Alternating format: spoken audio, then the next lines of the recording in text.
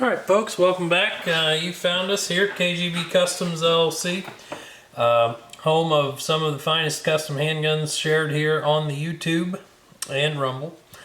Today we've got a pretty neat vintage piece here, built by the late great John Giles of Odessa, Florida.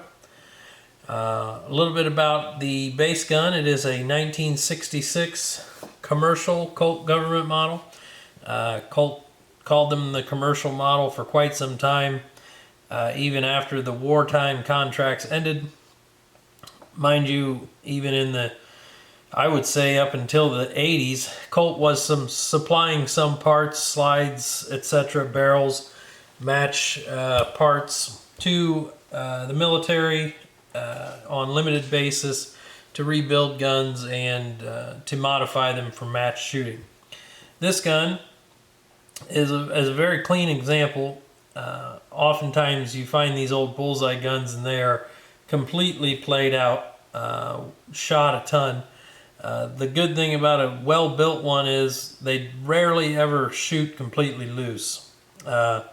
This one is still very tight and smooth. A little bit about John. John Giles was a very, very well-respected bullseye pistol smith, working mainly in Colt 1911s, high standard 22s. He converted a ton of 38 Super Colts to 38 wad cutter, and also did a fair bit of work on Smith & Wesson Model 41s. I believe he also did some work with Ruger autoloader 22s. Someone correct me if I'm wrong on that. I believe him, Shockey, and Clark all dabbled with the Ruger 22s as well. But certainly you see more Giles 22s built on high standards. And he would do trigger work, accuracy work, sight work, etc. to them. And occasionally stippling, like you see on this gun here. So a lot of his modifications centered around the sport of bullseye shooting. So his guns would commonly be seen on the firing lines at like Camp Perry and the like, national match level shooting. His guns were commonly referred to as way ahead of their time, and I would agree with that. The level of fitment inside this gun is unlike we see on a lot of the guns from the 50s and 60s. Giles is believed to have worked from the 50s up through the 80s.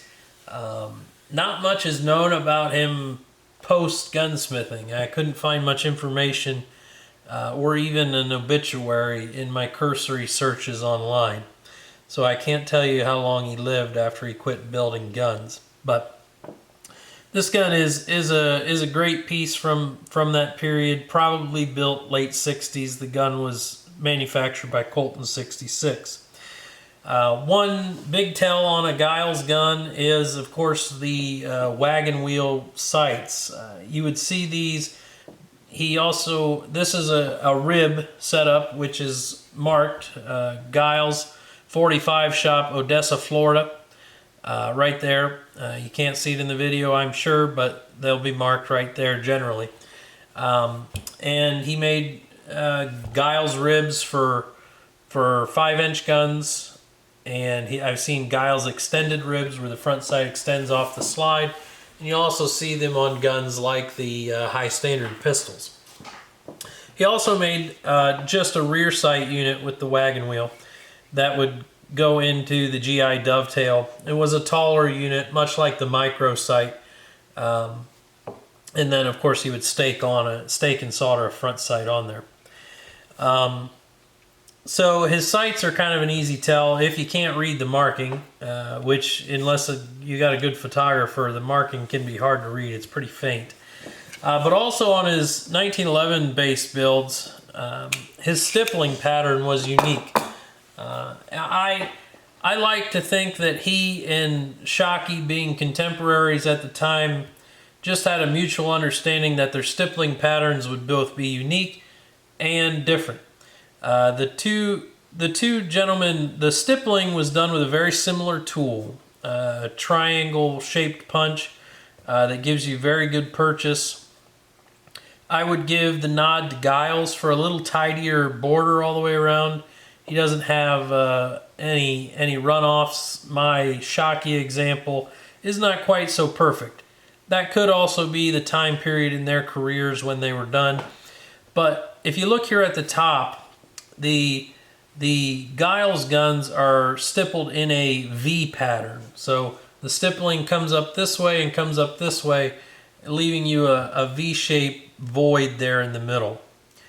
You look at a Shockey gun, it's the exact opposite. The stippling comes up to a point right up under the trigger guard and carries up to just about a 1/4 inch up the trigger guard, generally speaking. So you have one that's shaped like an arrow and one that's shaped like a V. So they are of a similar design, but you can tell them apart without knowing who built the gun, once you've seen enough of them anyway. Another thing, of course, that most gunsmiths did at the time, and Giles was notorious for doing, this one has 2 slide positioners welded in. One at about the, let's see here, as you're looking down the barrel, we've got one at about 9 o'clock, right up by the radial lugs of the slide, and we've got one at like 11:30, as high up the port as he could get it. That is smack in the middle there, and you may be able to make that out in the video. Also, the port was relieved slightly, partly because you have this rib that covers portion of it, so that you have ample ejection port to get the brass out of the gun. So those barrel positioners ensure that the barrel, when the slide's coming forward, ensure that the barrel is ending up in the exact same spot every time that gun locks up. The lower lugs on these barrels are welded up. Common practice of the day, welded up and refit. Even the slide stop pin where it goes through the gun is highly polished so that those mating surfaces can be fit together but also smooth in their action against one another. The lower feet on this barrel also have a weld or a shim soldered on the side, which is something I'd not seen in previous Giles guns that I've examined. I've seen it on accurized 1911s and high powers before, but he must have determined that the foot slot in the frame was too wide and thus needed to be taken up on the barrel. So there is a shim on the barrel feet to widen those.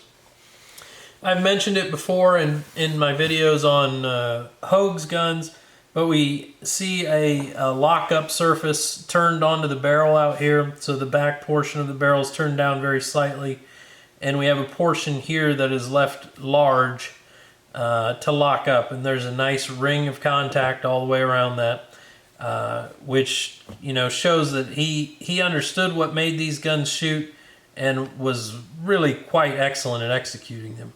The bushing, from the outward appearances, is this Colt stock bushing. I assure you, if you try to take it out of there, it is not a Colt stock bushing. It is very tight. It's a match bushing. Comparing the way the lug is machined, it didn't even start as a Colt bushing. I don't know who made the bushing. I suppose it could be a micro or something that he thinned the flange down on because he didn't like a thick, chunky bushing. He may have also made them. Shockey made his own bushings. Of course, Shockey's bushings are known for being super thick. I've seen them pushing a 1/4 inch thick on the flange for Shockey guns. The internals are fully polished. We'll just open her up here. The frame rails, of course, peened and polished to refit them. And when I say peened and polished, I mean that the rails are adjusted, shall we say, down and out to take up excess room in the slide so that everything is tight and right. I would wager that the frame ramp has been reworked on this gun, having seen insides of enough Colts. Of course, the frame rails and the slide rails and ways are then left in the white and oiled. We see the disconnector slot has been lengthened slightly. Of course, the hood extension on the barrel is also welded up and making gentle contact with the breech face. All the stuff that we all shoot for today, fitting matched barrels, they were accomplishing with a stock Colt barrel back then. And some of these guns would shoot under an inch at 50 yards. Oftentimes, these gunsmiths of the day would own a barrel testing fixture, and they would strap a Colt barrel in it and make sure that the barrel was capable of acceptable accuracy, and then figure out how to get the barrel to shoot that well inside the gun, inside the moving machine that is a 1911. Giles was known to have designed and built a pistol rest. I couldn't really find any information if that was for shooting the pistol proper or just testing the barrels. But of course, this would have been before the ransom rest existed, the machine rest that a lot of accuracy guys will use to test their pistols in. There's some evidence to my notion that this gun has competed in some matches. We see a couple nicks in the front of the trigger guard here, and that is likely from cutting away the tape that would have been put around the front of the trigger guard. A very nice condition piece. The icing on the cake that is this Giles, in my opinion, is the Herrick Shooting Star. I believe they're called grips, Shooting Star grips. They're fully checkered, and they have, you know, this oversized panel. I don't think that super strict NRA competition would allow their use because they do have a slight thumb swell here. But they fit the vintage and the style of this gun beautifully, and they're not in walnut, which is kind of a rare find for Herrick grips. They're either Cocobolo or rosewood. I forget what Herrick called them in the day, but a nice example from one of the originators of the Accurized 1911. And a guy who certainly left his mark on the custom 1911 industry. I hope you guys enjoyed the video. Please subscribe to the channel, share it with your gun friends and your non-gun friends. Heck, get them over here and teach them something. There'll be some videos here that pop up at the end. Check them out. There's some more. We've got lots of content here on the channel for you to peruse. We appreciate you tuning in.